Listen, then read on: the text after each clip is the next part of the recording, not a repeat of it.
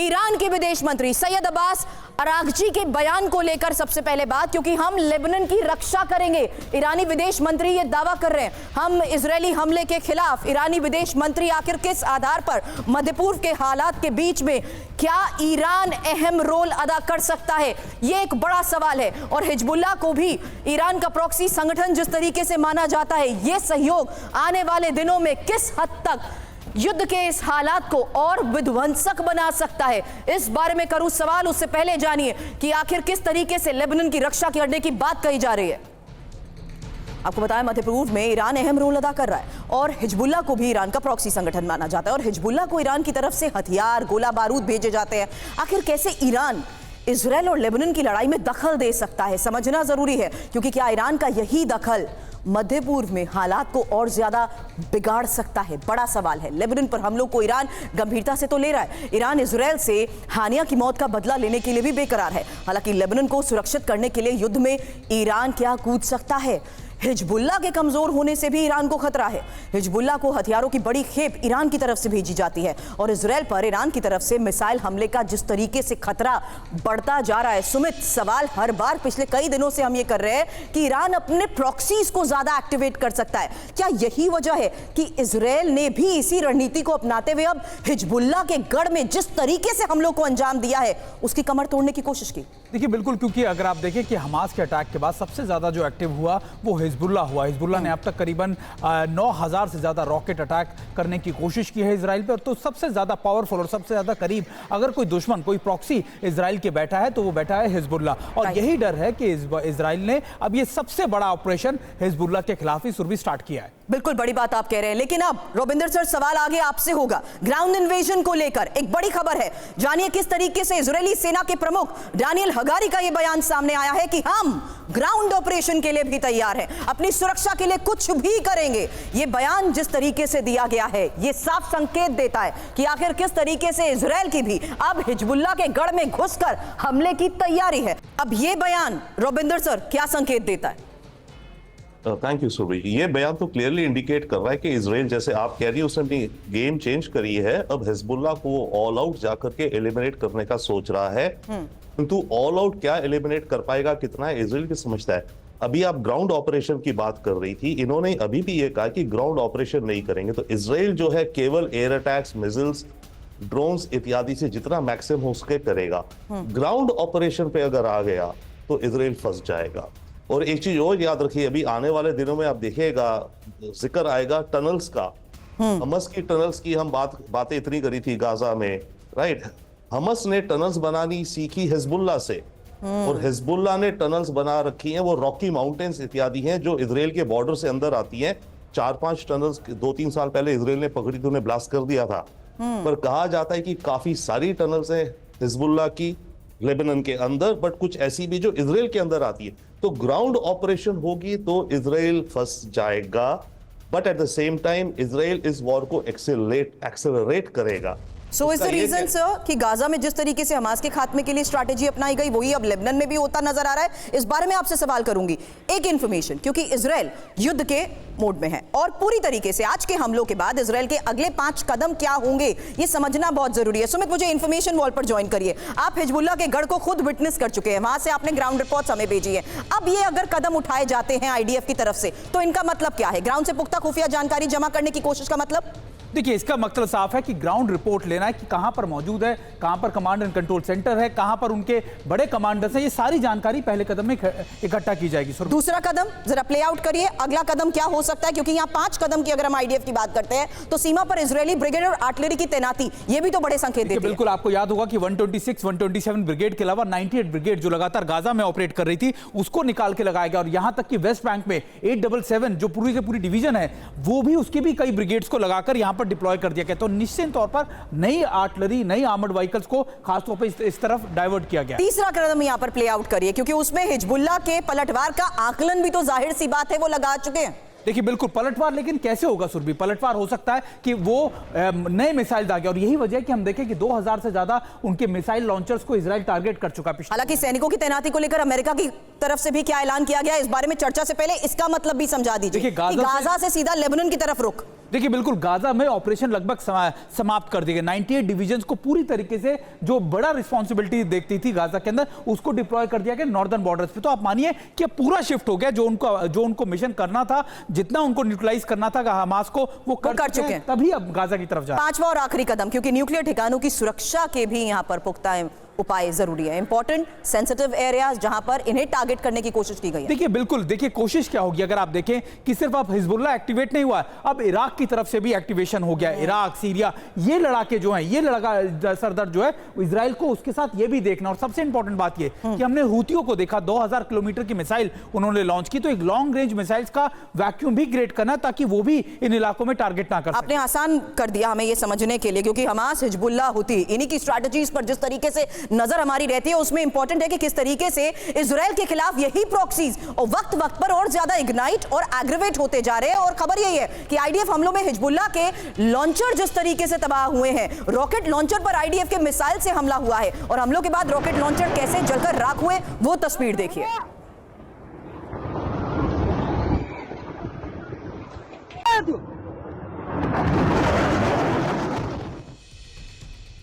एक information wall पर detail Robinder sir मैं सामने रखने वाली हूं, उसके बाद आपसे सवाल करूंगी, क्योंकि समझना जरूरी है कि इजराइल और लेबनान आमने सामने तो हैं।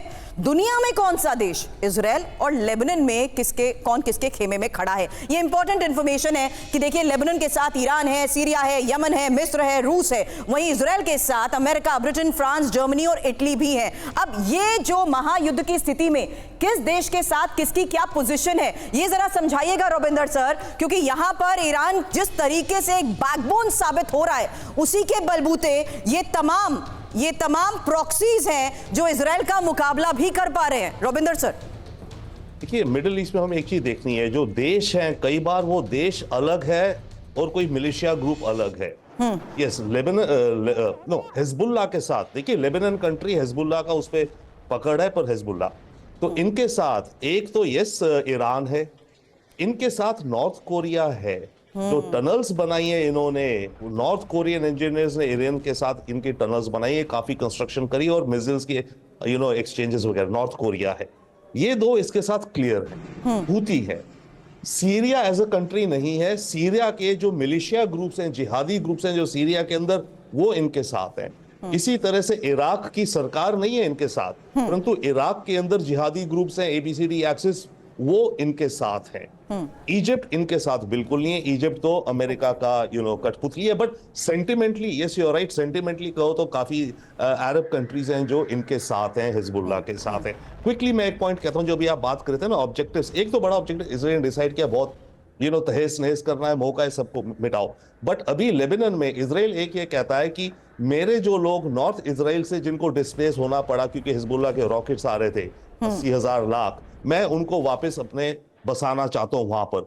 और उनको वहां बसाने के लिए मुझे हिजबुल्लाह को साउथ लेबनान के बॉर्डर से 30 किलोमीटर पीछे खदेड़ना है ताकि उसके शॉर्ट रेंज रॉकेट्स ना आए। तो एक ये डिस्प्लेसमेंट है हिजबुल्लाह का। दूसरा इजराइल की स्ट्रैटेजी है, जो सिविलियन एरियाज पे अटैक की बात कर रहे हैं ना, इजराइल कह रहा है कि हाँ वहां घरों में मिसाइल छुपे हुए इत्यादि, वो भी है। परंतु एक और रीजन है, इजराइल सिविलियन एरियाज पे अटैक करके हिजबुल्लाह को बदनाम, कहें तो बदनाम करना चाहता है, क्योंकि लेबनान के अंदर आम आवाम बहुत सारी और भी है, लेबनान की सरकार भी है, और वो नहीं चाहते, और हिजबुल्लाह खुद नहीं चाहता कि ऐसी जंग हो कि पूरा का पूरा लेबनान आग में हो जाए। तो इजराइल इसलिए रेजिडेंशियल एरियाज में भी अटैक कर रहा है, बेरूत के आसपास कुछ, वहां पे हिजबुल्लाह का हेडक्वार्टर भी है जी, ताकि लेबनान की पॉपुलर ओपिनियन हिजबुल्लाह के खिलाफ चले कि बहुत बड़ा खतरा आ रहा है, हिजबुल्लाह तुम पीछे हटो। जी, बड़ी बात आपने समझाई है। अब हिजबुल्लाह के इजराइल पर पलटवार को लेकर भी एक खबर जान लीजिए, क्योंकि नॉर्थ इजराइल के आधा दर्जन ठिकानों पर हमले को अंजाम दिया गया है। और खबर यह है कि हाइफा, गलीली में भी रॉकेट से हमला हुआ है। आयरन डोम ने दर्जनों रॉकेट को नष्ट करने का दावा तो किया है।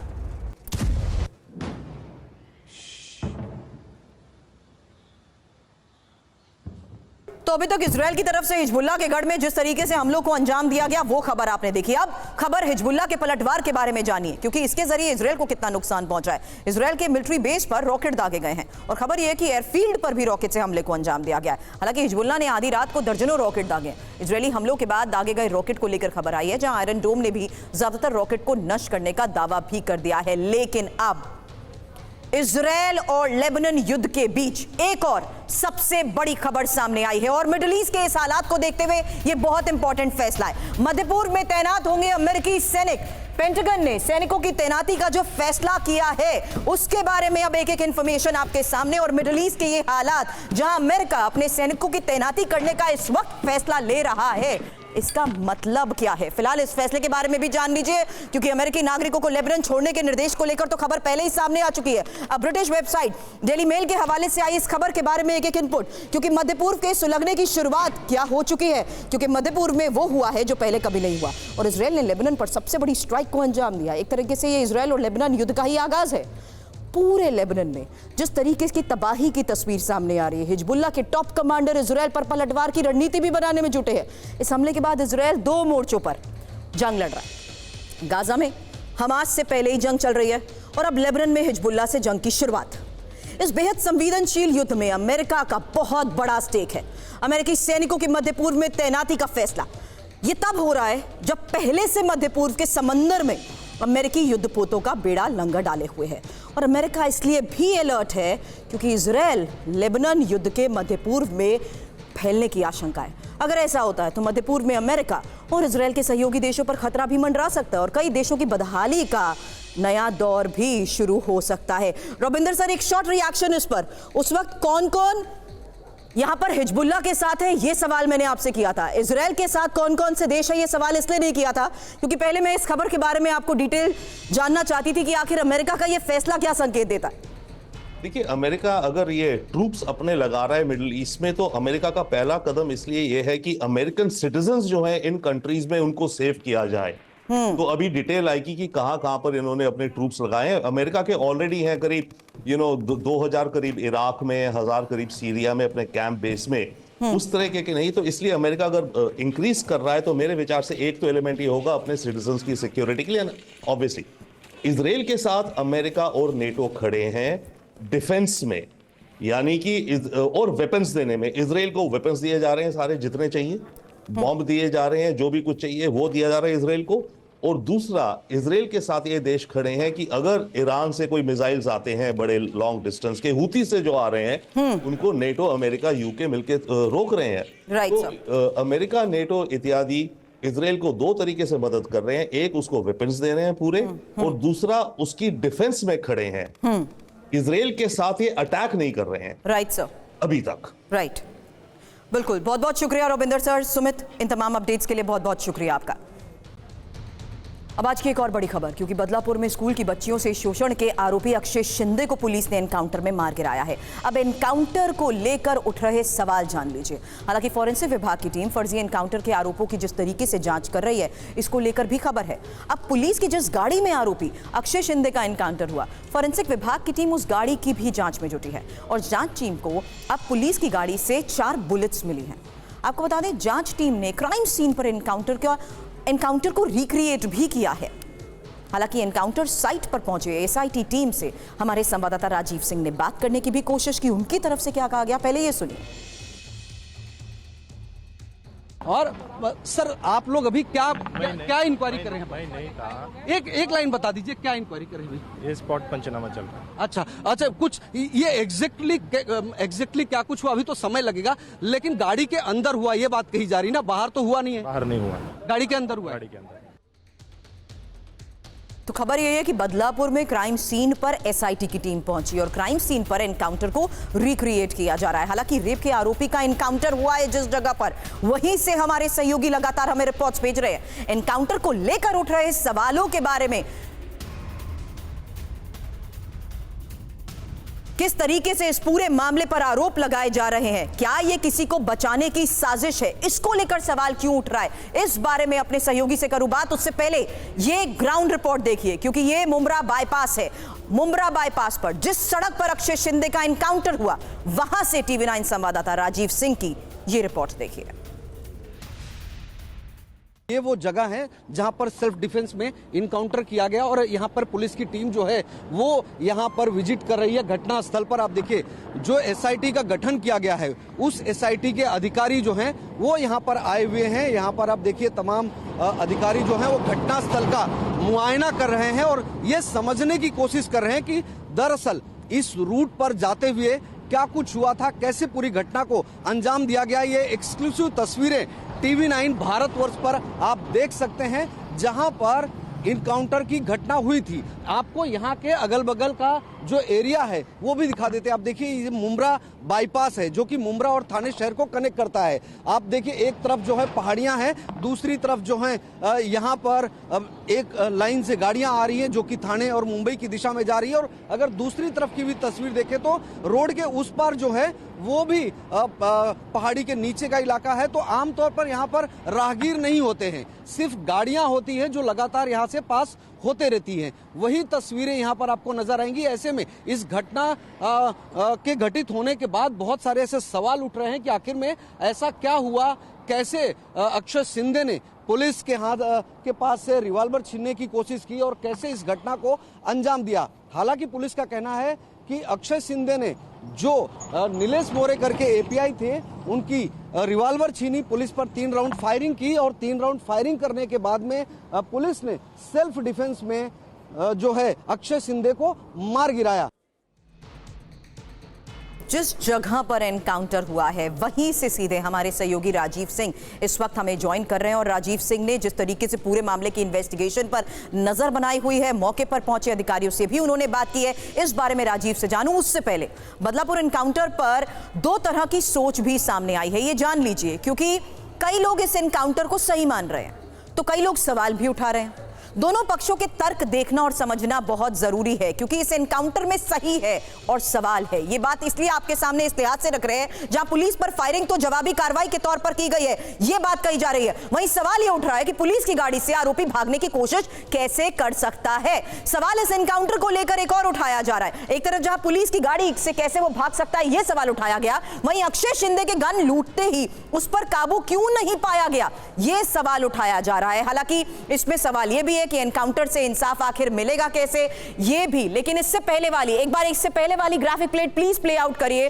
क्योंकि जो सवाल उठाया गया है उसमें बच्चियों को इंसाफ मिलने की बात कही जा रही है कि इसी के जरिए बच्चियों को इंसाफ जरूर मिला है, लेकिन एनकाउंटर से ही इंसाफ कैसे मिलेगा, ये एक बड़ा सवाल उठाया जा रहा है। क्योंकि इसने गाड़ी से भागने की कोशिश की, पुलिस की मौत होती तो जिम्मेदार कौन, ये भी सवाल उठाया जा रहा है। हालांकि इसमें यह साफ तौर पर कहा जा रहा है कि इंसाफ की जहां तक बात है तो अदालत से देर हो जाती, लोग ये तर्क दे रहे हैं, क्योंकि जश्न मनाने की भी तस्वीरें सामने आई हैं। वहीं सवाल उठाया गया है कि सजा पर कोर्ट ही फैसला करेगा, तो फिर एनकाउंटर क्यों। हालांकि अक्षय शिंदे को गोली मारकर घायल क्यों नहीं किया गया, यह सवाल उठाया जा रहा है। अपराधियों में खौफ होना चाहिए, और यह सवाल इसलिए उठाया जा रहा है क्योंकि 3 राउंड फायर किया उसने, जिसमें से 2 मिस फायर हो गई, जबकि 1 पुलिसकर्मी को लगी थी। लेकिन अब जिस तरीके से इस पूरे एनकाउंटर में सवाल उठाए जा रहे हैं, पुलिस की जो थ्योरी है उसमें यह साफ तौर पर बताया जा रहा है कि आत्मरक्षा के तहत 3 बार उसने फायर किया, 2 मिस फायर हुए, 1 गोली पुलिस को लगी। राजीव, पुलिस की इस थ्योरी के बारे में समझना जरूरी है, और मामले की हो रही इन्वेस्टिगेशन के तहत मौके पर पहुंची टीम्स के साथ क्या बात हुई।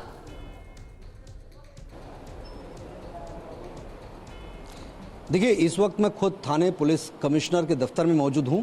पुलिस कमिश्नर से थोड़ी देर पहले मुलाकात भी हुई थी, ब्रीफ कर रहे थे वो ऑफ कैमरा थोड़ी देर, और उसके पहले एक इंस्पेक्टर रैंक के अधिकारी जो कि थाने पुलिस के प्रवक्ता हैं, उन्होंने बात भी की। बड़ी बात निकलकर ये सामने आ रही है कि ये जो पूरा घटना हुआ है चलती पुलिस की वैन में हुआ है, यानी कि गाड़ी अपनी पूरी स्पीड में जा रही थी। उसी दरमियान आरोपी अक्षय शिंदे ने इंस्पेक्टर नीलेश मोरे की जो गन थी उसे छीना, उसके ऊपर 3 राउंड फायर करने की कोशिश की, जिसमें से 1 बुलेट जो है वो नीलेश मोरे के पैर में लगी, 2 मिस फायर हुई। उसके बाद में सेल्फ डिफेंस में पुलिस ने, जो संजय शिंदे दूसरे अधिकारी का नाम है, उन्होंने सेल्फ डिफेंस में गोली चलाई, जिसमें अक्षय शिंदे गंभीर रूप से घायल हुआ और उसकी मौत हुई। ये तो पुलिस की थ्योरी है।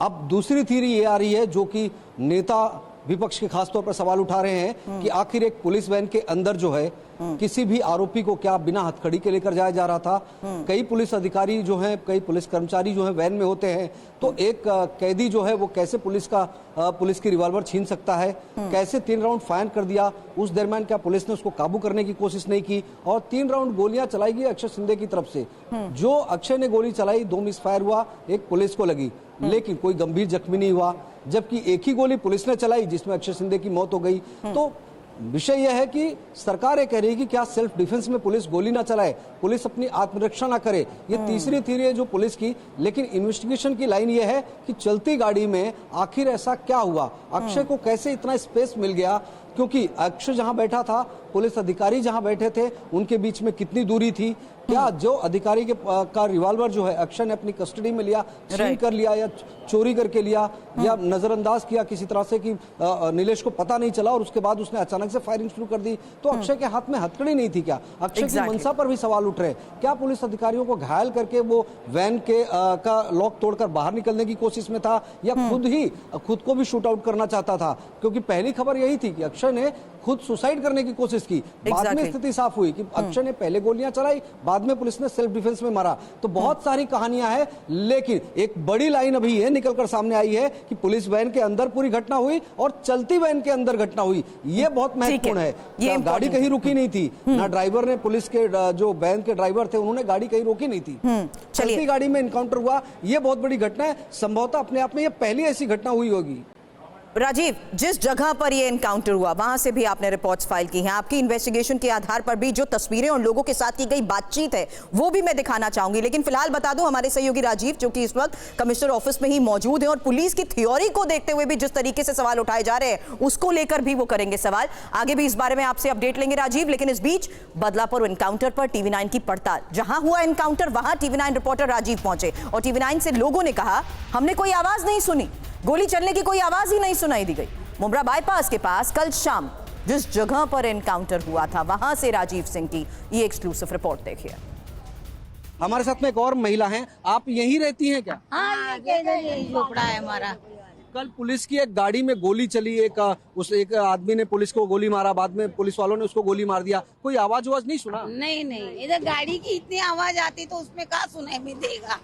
गाड़ी धप धप धप धप जाती है, बड़ी बड़ी लॉरी है, देखते हैं नहीं, इतने हादसे में कुछ नहीं हुआ। तो पुलिस ने जो गोली चलाई या आरोपी ने पुलिस पर गोली चलाई, ऐसा कुछ आप लोगों ने आंख से नहीं देखा? नहीं, आंख से कुछ नहीं देखे, हम लोग रात को सोते पड़े रहते हैं।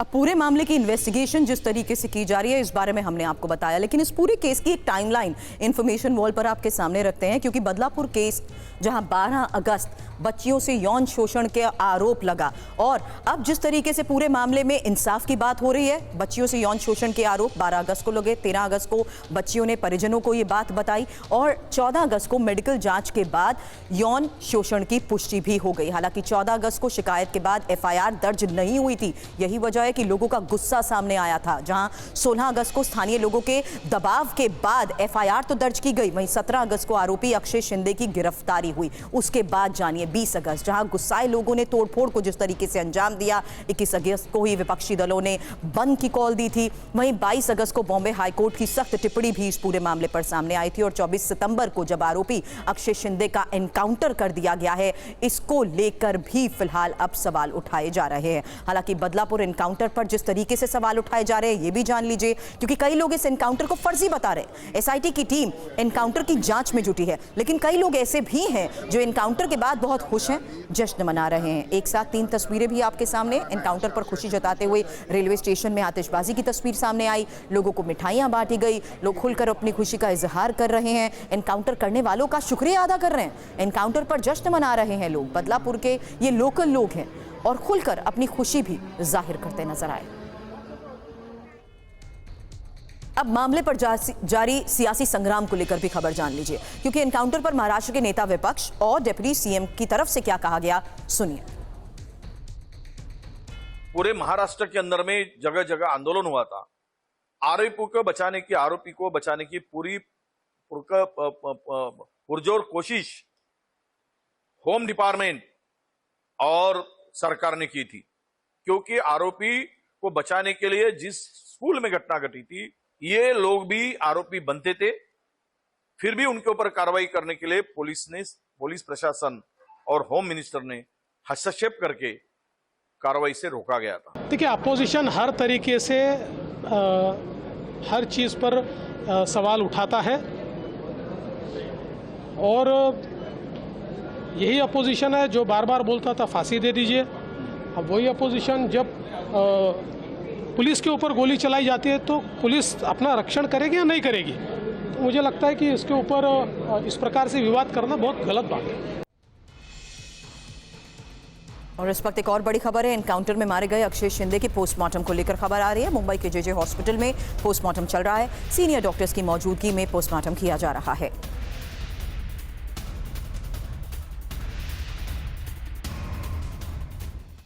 एक और बड़ी खबर है। एनकाउंटर में मारे गए आरोपी के खिलाफ एफआईआर दर्ज की गई है और आरोपी अक्षय शिंदे के खिलाफ हत्या की कोशिश का मामला दर्ज। मुंब्रा पुलिस स्टेशन में अक्षय के खिलाफ मामला दर्ज। अक्षय पर पुलिस की रिवॉल्वर छीनने का आरोप। मारे गए अक्षय पर पुलिस वालों पर फायरिंग के आरोप। बदलापुर पूर्व पुलिस स्टेशन में जो इसके पहले गुना रजिस्टर हुआ था, एक नाबालिग बच्चे के साथ जो अत्याचार हुआ था उसके बारे में, उसमें जो आरोपी अक्षय अन्ना शिंदे जो अरेस्ट था और तलोजा मध्यवर्ती कारागृह में न्यायालयीन बंदी था, उसके ऊपर और एक गुना उसके वाइफ ने दर्ज किया था। उसके लिए स्पेशल टीम बनाई गई थी और स्पेशल टीम के अधिकारियों ने माननीय न्यायालय से ट्रांसफर वारंट लेके वो आरोपी को ये जो नया गुना दाखिल हुआ है उसमें ट्रांसफ़र करने के लिए तलोजा मध्यवर्ती कारागृह से कल उसको ताबे में लिया था। और ताबे में लेके जब वो आ रहे थे थाना की तरफ, तब आरोपी ने पुलिस का रिवॉल्वर छीन के जो पुलिस के साथ पुलिस के ऊपर फायरिंग की। पुलिस के ऊपर जानलेवा हमला करने का जो ये था उस पर गुना रजिस्टर किया गया है। भारतीय न्याय संहिता जो नया एक्ट है उसके तहत गुना रजिस्टर किया गया है और उसमें जो आरोपी है उसका देहांत हुआ है तो उसके बारे में एक अकस्मात मृत्यु रजिस्ट्रेशन किया गया है। दोनों का तपास थाना पुलिस कर रही है।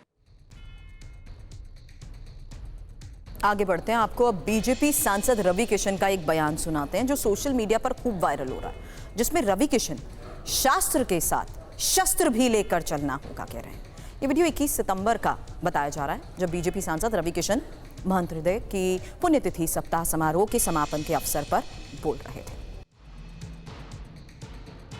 बीजेपी सांसद रवि किशन के बयान पर समाजवादी पार्टी के प्रवक्ता उदयवीर सिंह का बयान। रवि किशन झूठ बोल रहे हैं, लोगों को भड़काने की कोशिश है, ऐसे लोगों के खिलाफ कार्रवाई होनी चाहिए। ये सांसद रवि किशन ने जो बयान दिया है ये एकदम असत्य है। जो मीडिया में खबरें आई हैं उनसे भी बहुत ज़्यादा आगे जाके दिया है। ये छात्रों के बीच में बोला है, ये लोगों को शस्त्र उठाकर देश के अंदर देश के खिलाफ भड़काने जैसी बात की है, हिंदू धर्म की आस्था पे चोट की है। तो इस तरह के भड़काऊ बयान देने वाले, विद्वेष फैलाने वाले, तिरुपति जैसी पवित्र और नामी संस्था के ऊपर इस तरह की टिप्पणी करने वालों को एक सख्त से सख्त कार्रवाई होनी चाहिए, मुकदमा लिखा जाना चाहिए। और हम आशा करते हैं कि तिरुपति ट्रस्ट जो है वो भी इसका संज्ञान लेगी और वो भी वैधानिक कार्रवाई करेगी। सांसद जैसे महत्वपूर्ण पद पर बैठ के लोग इस तरह देश विरोधी, समाज विरोधी, असत्य, गुमराह करने वाले बयान देंगे तो आगे कैसे चलेगा। और अब एक बहुत जरूरी खबर, त्योहारों का सीजन आने वाला है। ऐसे में ई कॉमर्स कंपनियां तरह तरह के ऑफर लाती हैं।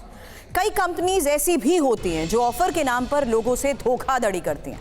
अब ऐसी ही कंपनीज के खिलाफ एक्शन को लेकर खबर आ गई है। ई कॉमर्स कंपनीज के फर्जी ऑफर पर एक्शन की तैयारी। लोक लुभावन ऑफर वाली कंपनीज पर सरकार कदम उठाएगी। अनफेयर ट्रेड प्रैक्टिस का केस और जुर्माने की तैयारी को लेकर खबर जान लीजिए, क्योंकि दीपावली तक उपभोक्ता मंत्रालय बाकायदा ड्राइव चलाएगा।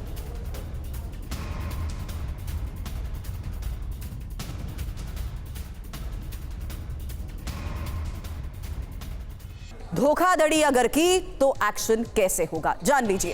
फर्जी लोक लुभावन ऑफर पर ई कॉमर्स कंपनीज के खिलाफ सरकार कदम उठाएगी। इंपॉर्टेंट यह है कि ग्राहकों को बेवकूफ बनाने वाले हर ऑफर पर ई कॉमर्स कंपनीज के खिलाफ कदम उठाया जा सकता है। अनफेयर ट्रेड प्रैक्टिस का मुकदमा और जुर्माना तक लगाया जा सकता है। हालांकि त्योहारों का यह सीजन है और त्योहारों के मद्देनजर उपभोक्ता मामलों का मंत्रालय चलाएगा दीपावली तक ये एक्शन ड्राइव। अब ई कॉमर्स कंपनीज के ऑफर्स की बकायदा निगरानी भी की जाएगी और फर्जी ऑफर के खिलाफ ये कदम उठाए जाएंगे। तो ऐसे में कई इंपॉर्टेंट सवाल, और इन्हीं सवालों के आधार पर पीयूष मैं आपसे लूंगी जवाब, क्योंकि ई कॉमर्स कंपनीज के ऑफर पर लगाम लगेगी कैसे। सवाल ये कि क्या कोई नियम बनाए जाएंगे और फैसले का मतलब भी क्या है। पीयूष इस बारे में आपसे जानूंगी, क्योंकि नियम तोड़ने पर क्या कोई जुर्माना लगेगा, क्या कोई दंड लगेगा, और विज्ञापनों की ये जांच आखिर होगी कैसे, फर्जी कंपनीज पर शिकंजा कैसे कसा जाएगा। ओवर टू यू पीयूष, बताएं कि एक्शन ड्राइव कैसे चलाई जाएगी।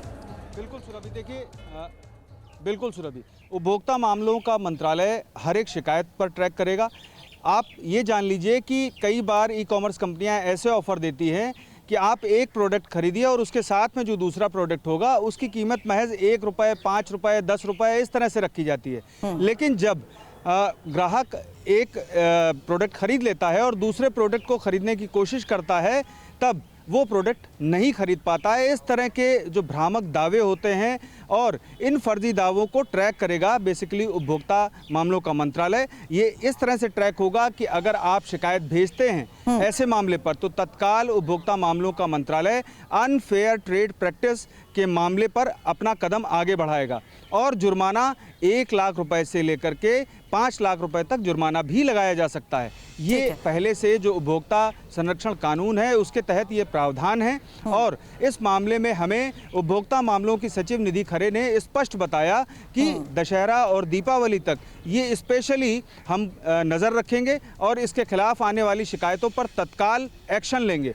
ये 3 तरह की शिकायतें आप दे सकते हैं इसमें। पहला ग्रीन वॉशिंग, और दूसरा जो स्वास्थ्य को लेकर के दावे किए जाते हैं कि दूध में जो पैकेज्ड दूध आता है या घी आता है उस तरह की कि इसको उपयोग करने से इस तरह की बीमारी नहीं होगी या ये नहीं होगा, या फिर जो दावे किए जाते हैं आमतौर पर, तो उन दावों को लेकर के स्पष्ट किया है निधि खरे जी ने कि अगर कोई ऐसा दावा करता है तो हमारे पास शिकायत आती है तो हम तत्काल उस पर एक्शन लेंगे। साथ ही एक दिशा निर्देश भी खास तौर पर ग्रीन को लेकर के और जो स्वास्थ्य दावे किए जाते हैं प्रोडक्ट को लेकर के उस पर दिशा निर्देश भी तय किए जा रहे हैं। चलिए, शुक्रिया पूरी जानकारी के लिए पीयूष। आगे भी इस बारे में आपसे अपडेट लेंगे। आज की एक और बड़ी खबर, जमीन घोटाले में कर्नाटक के सीएम सिद्धारमैया पर केस चलेगा। हाईकोर्ट से सीएम सिद्धारमैया को राहत नहीं मिली है। आपको बता दें, एमयूडीए केस में सीएम सिद्धारमैया की अर्जी खारिज और गवर्नर के आदेश के खिलाफ सिद्धारमैया ने हाईकोर्ट में याचिका लगाई थी, जहां हाईकोर्ट ने सिद्धारमैया की याचिका को खारिज कर दिया है। हाईकोर्ट के फैसले पर सीएम सिद्धारमैया ने क्या कहा, जानिए। कानून संविधान पर पूरा भरोसा है। बीजेपी गरीबों की योजनाएं रोकना चाहती है। मैं अपनी लड़ाई जारी रखूंगा, कानूनी विकल्पों पर सलाह लूंगा।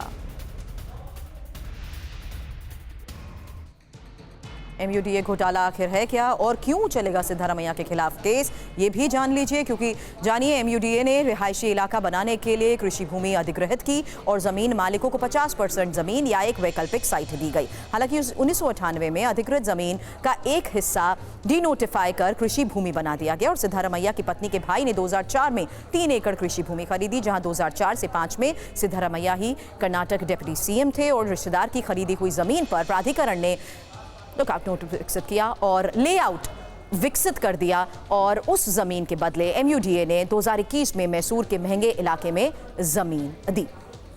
हालांकि आपको बता दें, बीजेपी ने सिद्धारमैया का इस्तीफा मांगा है और सिद्धारमैया के पास पद पर रहने का हक नहीं है, ये बात कही है केंद्रीय मंत्री प्रहलाद जोशी ने। हाईकोर्ट ने उत्तर दे दिया है, सिद्धारमैया तुरंत इस्तीफा देना चाहिए और सिद्धारमैया के खिलाफ जो कुछ भी सैंक्शन दिया गया है तो एक निष्पक्षपात इन्वेस्टिगेशन होना चाहिए और इसके लिए सिद्धारमैया को तुरंत इस्तीफा देना चाहिए, सीबीआई से इन्वेस्टिगेशन होना चाहिए। बीजेपी ने सीएम सिद्धारमैया पर बड़े आरोप लगाए हैं। पूर्व केंद्रीय मंत्री राजीव चंद्रशेखर ने कहा कि सिद्धारमैया कांग्रेस की परंपरा को आगे बढ़ा रहे हैं। There have been many instances of public monies being looted. You are also aware of the Valmiki Scheduled Tribe Development Corporation and how monies were looted from there. How the AICC President Mallikarjun Kharge's family has awarded himself or awarded itself land. So Siddaramaiah ji today is only continuing a rich old tradition of the Congress party under Rahul Gandhi. of coming into governance in the name of the poor, making false promises, fake promises, but always at the end of the day enriching themselves and their families. और आपको बता दें, कर्नाटक के deputy CM DK Shiv Kumar की तरफ से कहा जा रहा है, उन्होंने सिद्धारमैया को पूरी तरीके से निर्दोष बताया है और कहा है कि हम उनके साथ खड़े हैं। My chief minister has not done anything wrong. He is not involved with any scam. It is a political conspiracy by the BJP to all of us, to all the opposition leaders in the country. This is what is going on. So there is no question of my chief minister has done anything wrong. They are creating problem. We stand by him. We support him. He is doing a good work for the country, for the party, and for the state.